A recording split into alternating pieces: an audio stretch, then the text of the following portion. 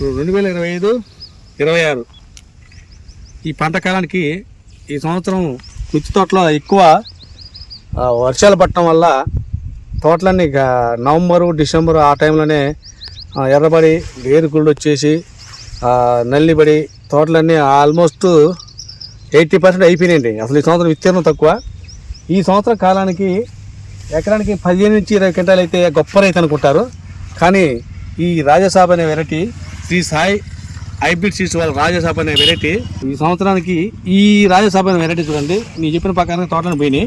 కానీ ఈ వెరైటీ మాత్రం అన్ని విధాలుగా అన్నిటిని తట్టుకొని ఆటుపోట్లని వాటిని తట్టుకొని ఈరోజు నిలబడదంటే ఇత్తనం చాలా గ్రేట్ అండి. కాయ చూడండి ఎంత స్టిప్గా ఉందో, ఎంత బాగుందో కాయ చూడండి. అసలు ఒక్కటిగా అది ఏ చెట్టు తీసుకున్నా అంతే ఉంటుంది. ఇది అసలు ఇది ఎకరానికి మనం 20 అనుకున్నాం, 20 అయితే గొప్ప అనుకున్నారు ఈ 2025లో రైతులు.